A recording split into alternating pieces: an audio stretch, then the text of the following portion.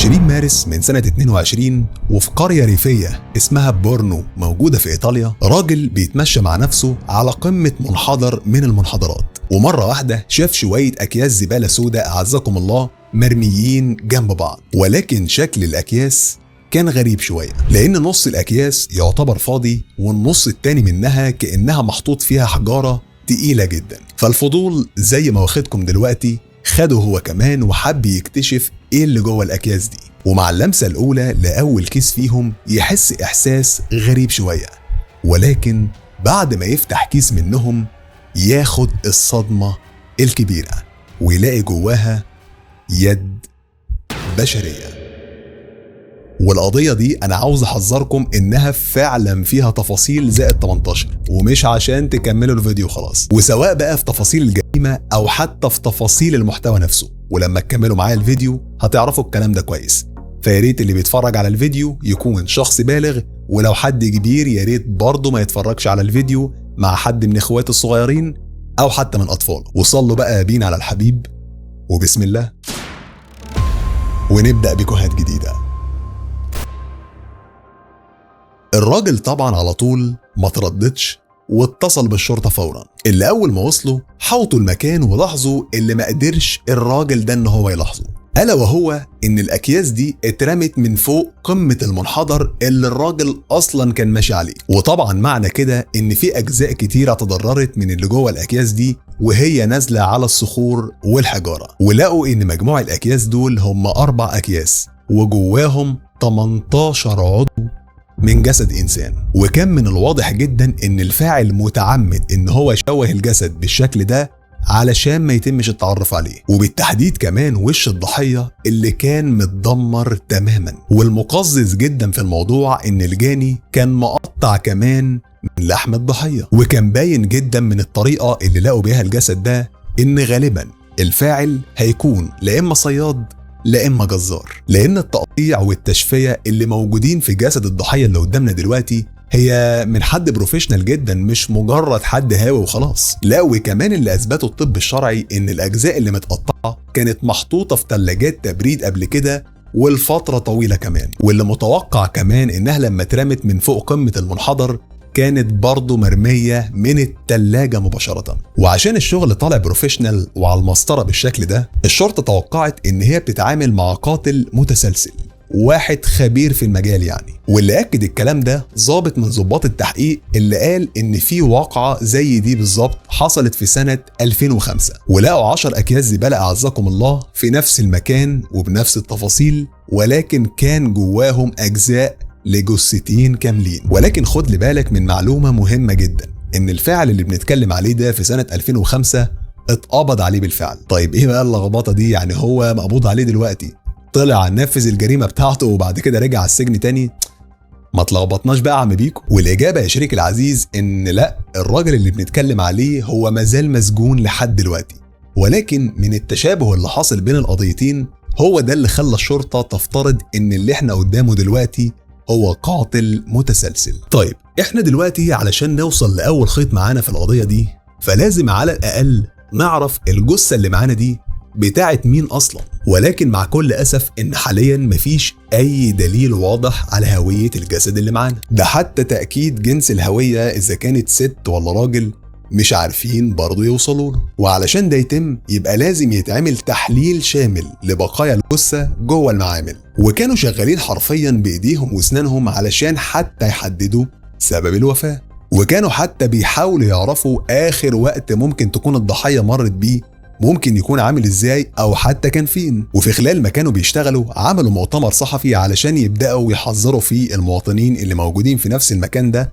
ان هم ياخدوا بالهم كويس، وفي نفس الوقت يحاولوا ياخدوا منهم اي معلومات لو اي حد يقدر يفيدهم. وفي النهاية يوصل التيم بتاع الطب الشرعي انهم قصاد جثة واحدة ست، ومواصفاتها بشكل مبدئي ان طولها حوالي 155 سنتي وشعرها لونه غامق، وضوافرها كان عليهم مانيكير باللون الارجواني، وكان في كمان اثار لوشم في كذا مكان حوالي 11 رسمة. بس الوشوم دي لاحظوا فيها حاجة غريبة جدا، ان في حد برضه كان بيحاول إن هو يمحيهم تماما، وكأن الفاعل كان بيحاول فعلا إن هو يصبغ جلدها علشان يخفي آثار الوشوم دي كلها. وهنا احنا برضو قدام سؤال مهم وهعرفكم إجابته بعدين. هو ليه الفاعل أصلا يحاول يخفي هوية الجسد؟ وعاوز أقول لكم إن الوشوم دي كانت دليل مهم جدا للشرطة، واللي من خلاله كانوا حاطين أمل إن هم يعرفوا هوية الجسد عن طريق الوشوم دي. وده بالفعل اللي عملوه، وبلغوا عامة الناس بجنس الجثة اللي موجودة معاهم. وكمان حاولوا إن هم يقدموا وصف للي كان متبقي من الوشوم اللي عليها، لعل وعسى حد يعرف من خلالها مين دي. ولكن للأسف الناس فضلت في حالة من الصمت والسكون. تيم الطب الشرعي أثبت إن الوفاة كانت حاصلة من حوالي شهر أو يمكن أكتر، وبعد كده اتفرزنت في التلاجة لمدة طويلة قبل ما تترمي من على قمة المنحدر. والمعلومات الجديدة دي لفتت نظر صحفي ورئيس تحرير مجلة اسمه أندريا تورتيلي، وفضل ورا القضية دي، وبناء على المعلومات المتاحة اللي كانت قدامه عمل شوية تحليلات ومشي ورا عدد من الفرضيات، وطلع بكذا معلومة. أولهم إن الفاعل في الغالب من سكان المنطقة هنا، أو ممكن يكون حتى قريب من المكان ده. وتاني حاجة إن القاتل كان يعرف الضحية كويس جدا، واللي كمان أكيد إنها كانت عايشة معاه في نفس المكان أو حتى في مكان قريب منه. وطبعا كل الكلام اللي بقوله لكم ده هو مجرد فرضيات هو افترضها مش أكتر. وفي النقطة دي تحديدا سأل سؤال ممكن ما يكونش جه في دماغنا أو جه يعني مش عارف، والسؤال ده هو ليه لحد دلوقتي مفيش أي بلاغات اختفاء عن اختفاء البنت دي؟ يعني معقولة جثة واحدة بقالها فوق الشهر مفيش أي حد من صحابها، حد من أهلها، حد من قرايبها، من معارفها، من أيا يكن يبلغ عن اختفائها؟ ولكن في يوم 26 مارس يحصل قلبان في القضية كلها، لما الشرطة يجي لها اتصال تليفوني من شاهد قال إن هو يعرف صاحبة الجثة كويس جدا، ولما عرفها من شكل الوشم لما دقق فيه كويس، وإن صاحبة الجثة دي هي وكمان كان عامل معاها انترفيو لشغل، وإن البنت دي هي ممثلة أفلام سيكو سيكو على موقع، وليها بقى فيديوهات ياما على الموقع ده وكمان على مواقع مختلفة. وبخصوص بقى النقطة دي تحديدا أنا حابب إن أنا قدام ربنا وقدامكم أبري ذمتي تماما من أي حد يخش يعمل سيرش يجيب اسمها، يشوف صورة ليها، يشوف أي بتنجان، أنا ماليش فيه وبريء منك قدام ربنا.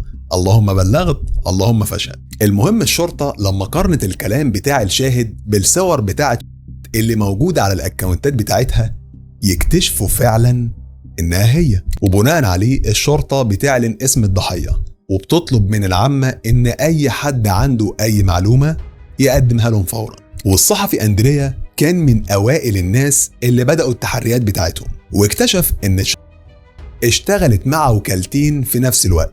ولما تواصل معاهم الوكالة الأولانية قالوا إن هم مش بيتعاملوا معاها من وقت طويل جدا، وإنها حتى ما بقتش ترد على اتصالاتهم ولا على الميلات بتاعتهم. وهم كان في اعتقادهم يا ليزا يا تعالي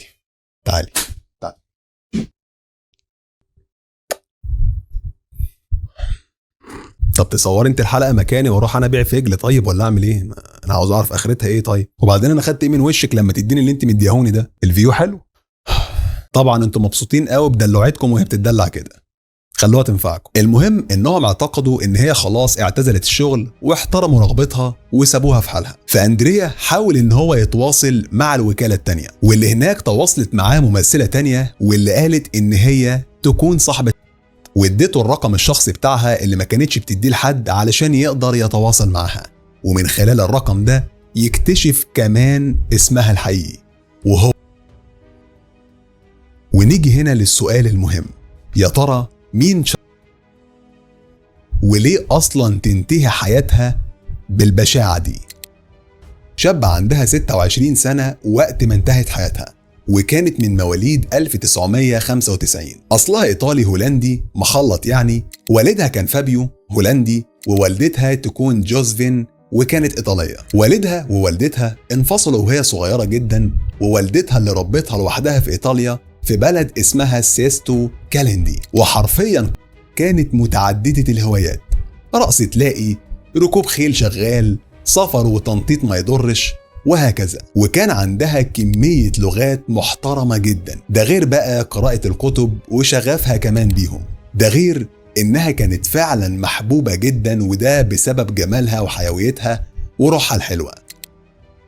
كانت بنت جامعية عادية جدا لحد سنة 2015 لما حياتها اتغيرت 180 درجة، لما تكتشف إنها حامل من صديقها وهي عندها 20 سنة بس. وعلشان غريزة الأمومة عندها أعلى من أي غريزة تانية، قررت هي وصديقها ده إن هم يحتفظوا بالبيبي وكمان يكملوا حياتهم سوا. وفي الوقت ده قرروا إن هم ينقلوا لبلد تانية في رحلة بحث عن فرصة معيشة تكون أفضل. وفعلا نقلوا البلد اسمها فيرونا، وهناك استلمت أول شغل ليها في البلد دي كمستشارة مبيعات في متجر كبير للأحذية.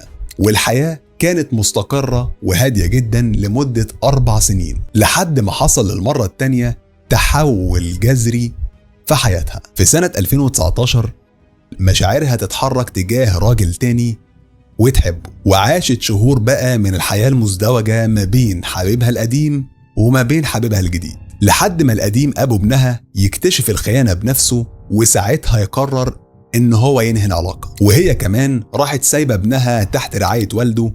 وفي وسط كل الكركبة دي مامتها كمان تتعب وحالتها الصحية تتدهور بسرعة رهيبة، والسبب كان مرض اسمه التآكل العصبي، وده مرض بيصيب الجهاز العصبي وبيعمل بعض الأمراض اللي على رأسها الزهايمر. وبعد ما كانت لسه هترجع لبلدها علشان تقعد مع والدتها في أيامها الأخيرة، تحصل جائحة كورونا سنة 2020 ويحصل في إيطاليا زي اللي حصل في كل بلدان العالم وقتها، والدنيا تتقفل من كل ناحية. فما بقاش بقى في فلوس ولا حتى شغل ولا حتى قادرة توصل لوالدتها. وفي بداية أزمة كورونا عملت زي ما ناس كتير عملوا في الوقت ده، وعملت قناة يوتيوب علشان تعمل عليها أي محتوى. وكانت فيديوهات عادية جدا بتعرض فيها التحديات اللي بتواجهها في أزمة كورونا، وكان عندها أمل إن يجيلها دخل من المحتوى اللي بتعمله على القناة دي، ولكن هي مش بيكوهات يعني وهتعمل ثروة من اليوتيوب.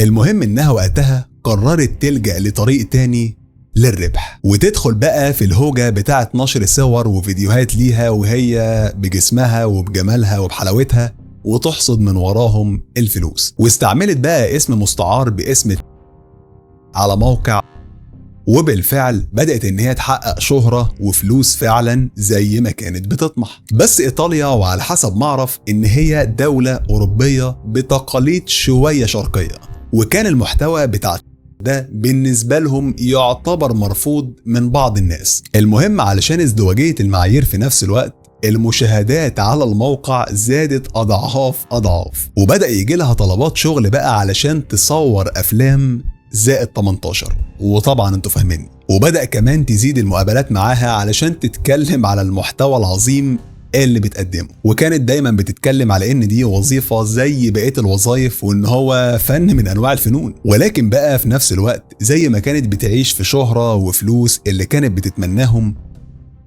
كانت بتعيش في ضغط نفسي ورا الكاميرا رهيب جدا. وكان طبعا في انتقاد لاذع جدا من الناس على نوعية المحتوى اللي بتقدمه، وفي نفس الوقت كمان علاقتها بأبو ابنها اللي سابته علشان حبيبها الجديد بدأت تبوظ تماما. المهم ان تنتهي فترة المشاكل دي بالانفصال التام بينهم، وللمرة التانية تقرر انها تنقل عيشتها، والمرة دي تروح على ميلانو وتحديدا في بلد اسمها ريسكالدينا، وكان وقتها عمرها 25 سنة. والبلد هنا صغيرة، سكانها حوالي 15,000 بني آدم بس، ومن الواضح كده إنها بدأت تعمل بداية جديدة لنفسها وتبعد عن كل القرف اللي كانت فيه، وبدأت إنها تستلم شغلها الجديد في محل عطور، وبدأ الموضوع ينضف وريحته كمان تنضف. ولكن للأسف جاذبية التصوير والشهرة والفلوس لسه بتجري في دمها ومش قادرة تتخطاها، وما يعديش وقت طويل وللأسف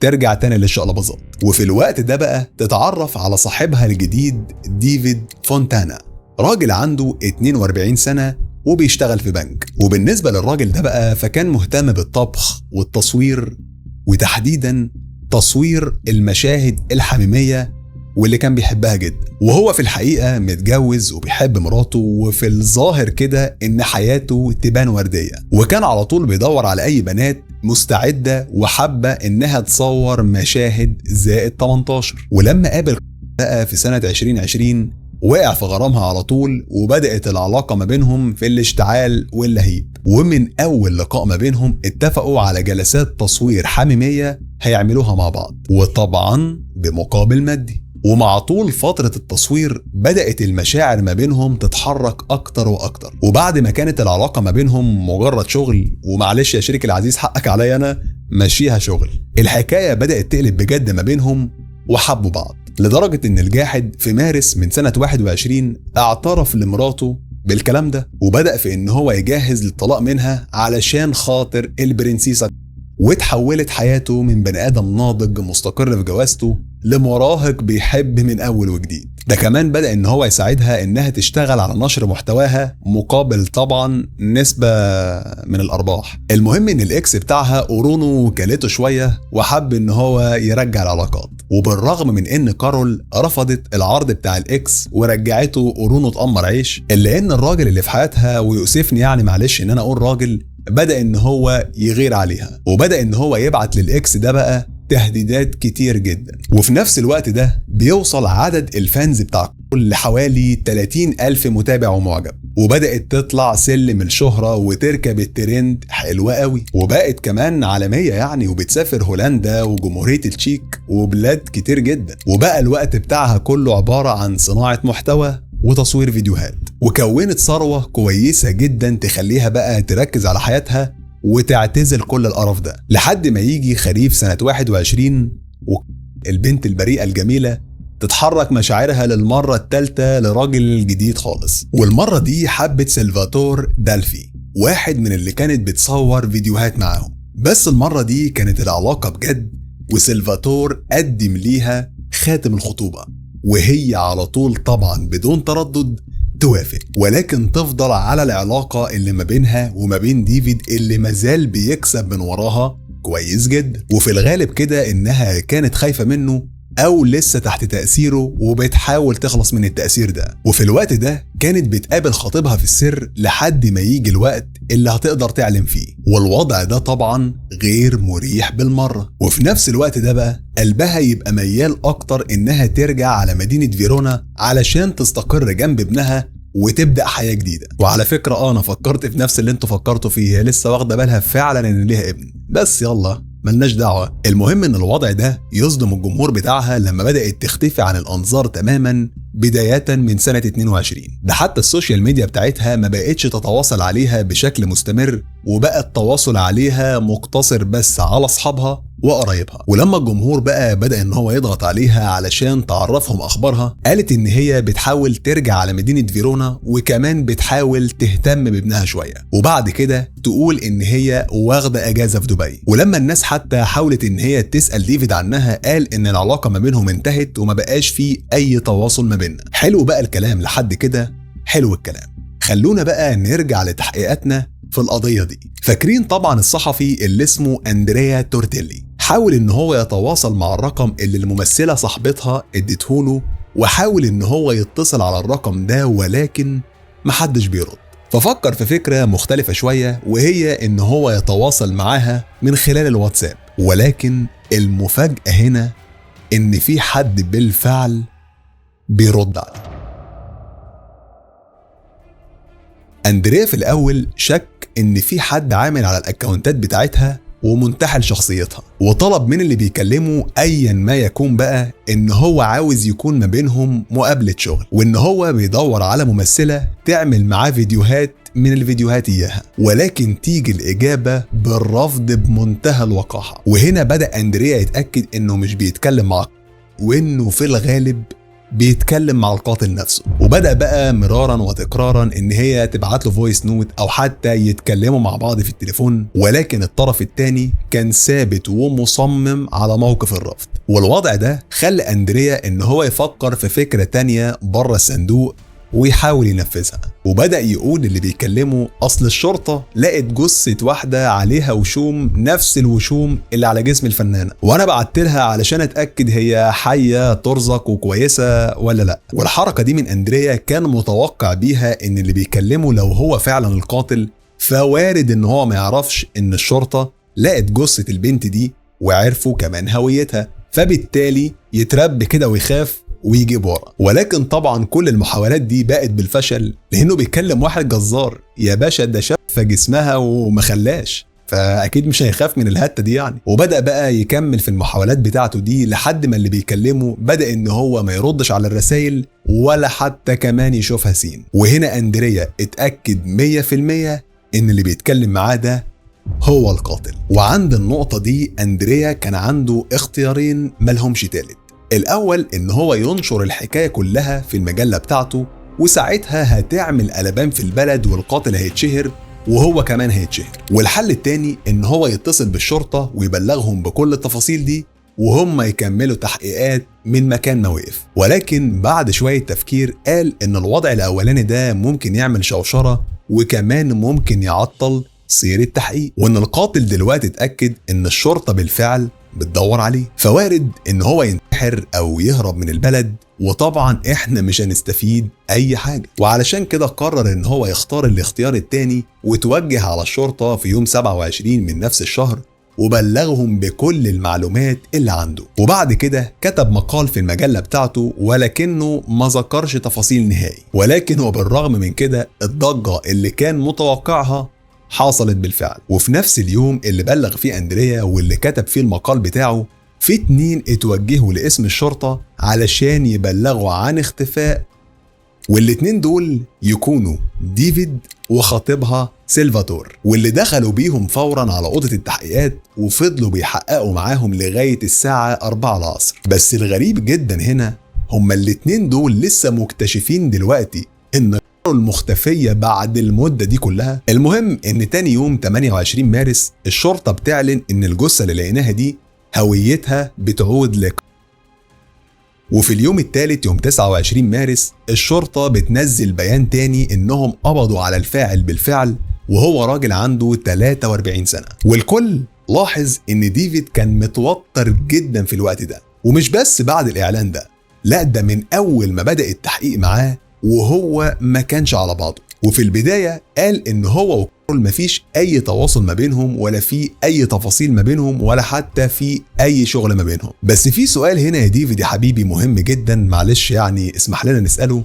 هو انت دلوقتي بقالك 2 سنين كاملين مش بتتواصل مع، طب ليه بعد المدة اللي اختفت فيها دي اللي تعتبر مقارنة بالسنتين مدة صغيرة تكتشف ان هي مختفية وتهتم بالموضوع وتيجي تبلغ عن اختفائها؟ انت بقالك كمان 2 سنين ما تعرفش عنها اي حاجة، انت عرفت منين اصلا ان هي مختفية؟ وطبعا الشرطة عصرته تحقيق واسئلة لحد ما وصلوا للاجابة. ديفيد قال انهم في 11 يناير من نفس السنة كان مع وبيصوروا فيديو لواحد من الفانز، بس المرة دي التصوير اخد شكل مختلف تماما. كلنا طبعا نعرف الناس السادية اللي بيمارسوا بعنف شوية. في جلسة التصوير دي بقى ديفيد ربط وبعد كده حط لزقة على بقها وكمان كيس على دماغها وبدأ ان هو يضرب فيها. وديفيد ما كانش بيضرب بايده كده وخلاص، ديفيد كان معاه شاكوش عمال يخبط في دماغه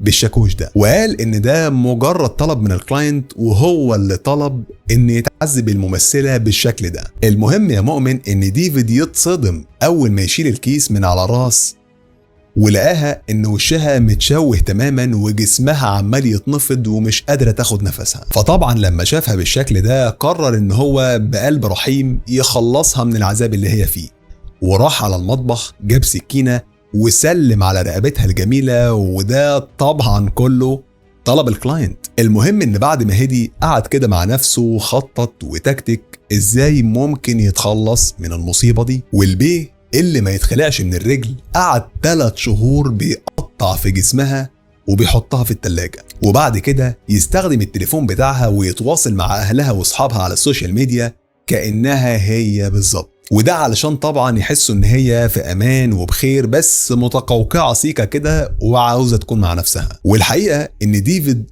طول الوقت كان مرتبك ومش على بعضه وشهادته مشوشة وكل كلامه اللي بيقوله بيرجع فيه تاني. وبناء على الكلام ده الشرطة بدأت ان هي تحط استنتاج للي ممكن يكون حصل، واتأكدوا ان فعلا كانت عاوزة ترجع لمدينة فيرونا وتكمل حياتها جنب ابنها، وكانت عاوزة تعتزل كل القرف اللي بتعمله ده وتعيش حياة طبيعية مع راجل بيحبها ويعتبر أول واحد يطلب منها الجواز. وكان آخر مرة تعمل فيها شو في مالها ليلي كان يوم 8 يناير من سنة 22، وبعدها الغدار ديفيد يوم 11 يناير يطلب منها الطلب الأخير، والطلب الأخير ده إن هو طالب منها ماتش اعتزال، ولكن كل ما كانتش تعرف إن ده ماتش اعتزال من الحياة.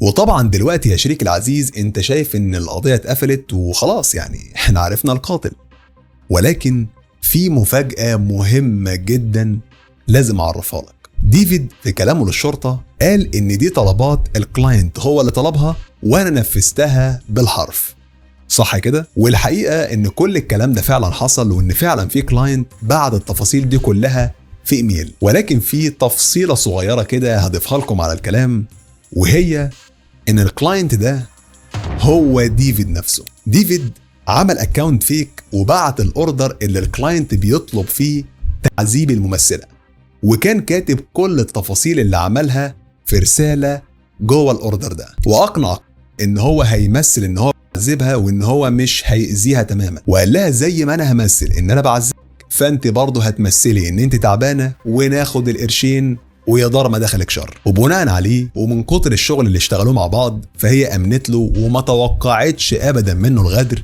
ووافقت على كلامه. الغريب اكتر واللي مش مبرر بالنسبة لي ان ديفيد ساب جثة موجودة في موقع التصوير وبقى كل يوم يجي يضرب فيها لحد ما يجيب اخره وبعد كده ينسى. وبعد ما خلص كل الغل اللي جواه اللي برضه غير مبرر طلع منشار كهربي ومقص كهربي وبدأ يعمل اللي قلت لكم عليه قبل كده. ده غير كده كمان ان هو خد الموبايل بتاعه وطلب منه اوردر فريزر كبير ودفع من الكريدت كارد بتاعتها. ده غير كده كمان ان كانت محضرة هي وخطيبها سلفادور يوم 14 يناير ان هم هيسافروا مع بعض، ولكن ديفيد قال له انه جالها فيروس كورونا وانها في حالة العزل الصحي. وطبعا سلفاتور بيصدق لانه في الوقت ده كان بالفعل في ناس كتير بتتصاب بالفيروس، وفعلا الناس كانت بتتوجه لمستشفيات فيها قسم عزل يا اما بتعمل عزل لنفسها في البيت. ولكن سلفاتور برضو ما يقسش وحاول كل شوية ان هو يتواصل معاها،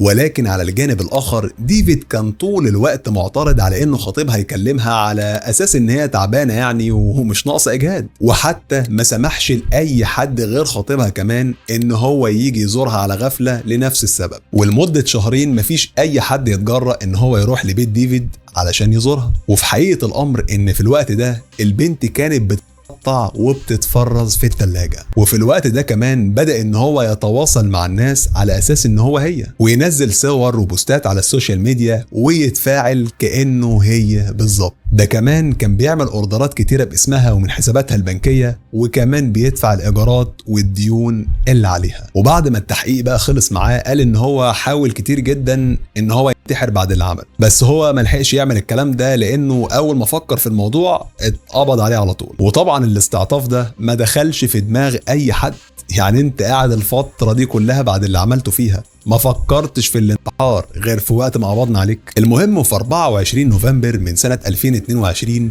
كانت جلسة الاستماع في قضية، وكان المحامي بتاع الافندي مصر على انها جريمة قتل خطأ اثناء التصوير يعني، وان ديفيد اندمج في التصوير ونسي نفسه قدام الطلبات بتاعت الكلاينت لحد ما خلص عليها بالغلط طبعا. بس النيابة تيجي وتفاجئ المحامي ان الكلاينت اصلا يكون هو ديفيد، وان هو اللي باعت رسالة الاوردر ده بالتفاصيل البشعة دي. ده غير التفاصيل اللي بعد كده ان هو قطع فيها وطلب الاوردرات باسمها وتواصل مع اهلها ومع الفانز بتوعها كمان باسمها.